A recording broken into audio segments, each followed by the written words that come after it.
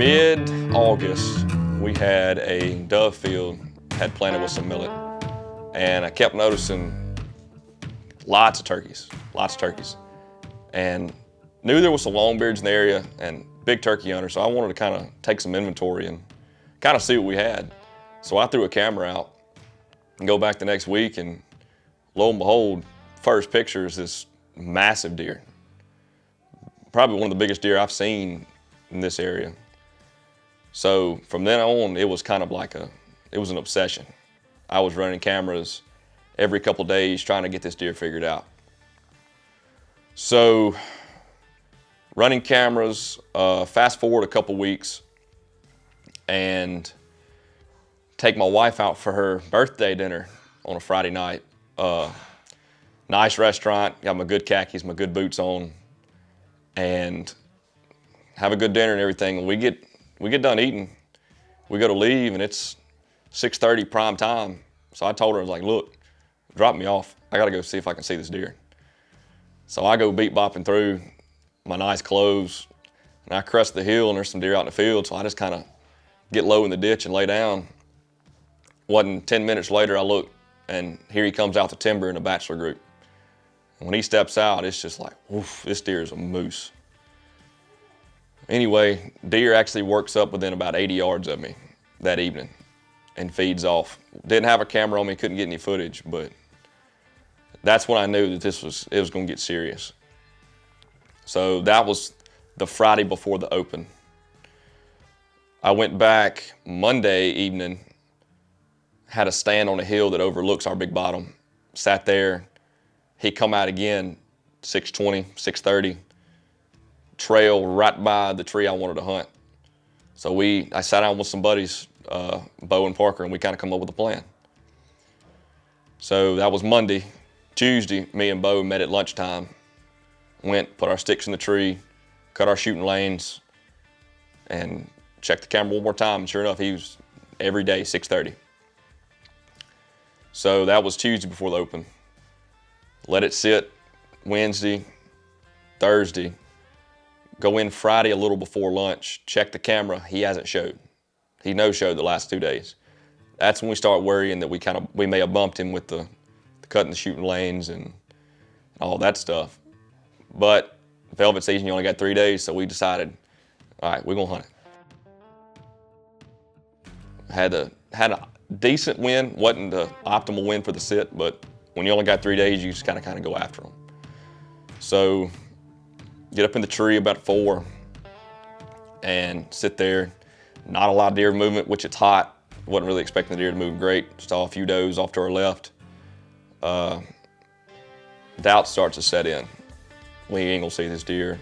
It's too hot. We've bumped him out of the country. Well, about 6 o'clock, 6:20, sit there, and that's when we start, well, if it's gonna happen, it's gonna happen now. So, you know, we're looking all over trying to just catch movement. 6:40 rolls around, and I look over to a complete opposite direction of where I expect this deer to come from, and I look, and there's 2 bucks sitting out in the field, and I throw my Vortex binoculars up, and sure enough, it's him. Well, we see him, but he's not where we want him to be. He's probably 350 yards, 400 yards even, out in the field, way up from us. I was like, there's no way this deer feeds this way, not before dark. So then me and Parker start sitting there talking about, well, what are we gonna do if dark gets here? We don't want to blow him out the field. We're gonna have to just sit here.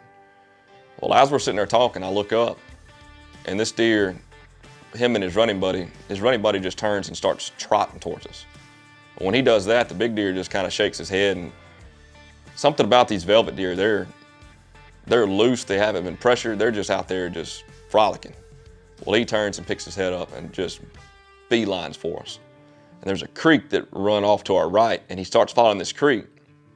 Well, we needed him to come into the left. Well, he starts coming to the right. So my camera guy, he's trying to turn around and keep him on camera, and I'm trying to get the bow up and turn, and everything's just kind of chaotic. Well, at this point, the deer turns, and for some reason decides to go back to the right. Well, when he does, he crosses in front of the camera guy 15 yards. If I would have been sitting where he was, we could have had a shot then. But the way we were set up, it just wasn't possible. Well, anyway, he keeps walking and walks out. Almost got busted trying to draw by the little buck that was with him, but thankfully they weren't pressured enough that they didn't spook. Got the bow back. Parker ranged him 33 yards, slightly quartered shot, drew back, anchored in, shot breaks. Hear that crack that you always hope to hear for as a bow hunter.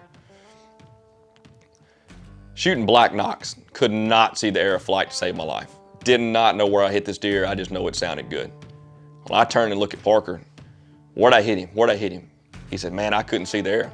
He said, it sounded good. We'll just have to sit there and replay the footage. Well, the whole time we're hunting, Bo, one of our other buddies, is sitting in a stand probably 400 yards up the way, observing the whole hunt. And by the time me and Parker are sitting there talking, we turn around and look, and Bo is dead sprint across the field. He runs right to the base of our tree and said, you smoked him. He said, I heard it hit bone from way up here. He said, that deer's dead. So we get fired up. Bo goes out there, he finds blood. We climb down the tree and we start trailing. Well, the blood's not really what we hoped for. We hope to see, just blood pouring everywhere. So we walk in, we get 5 yards in the woods. We decide to back out. Made a phone call to my buddy Trey. He's got a good dog and a track, just in case we needed him. We came back to the house, reviewed the footage, let him sit for an hour and a half. Came back, got back on the trail. We were on the trail 5 minutes. The dog, it goes right up to him. And that's when everything kind of got real, like this just happened. We just put this deer in the dirt. We go up, finally get this first deer I've ever killed full velvet.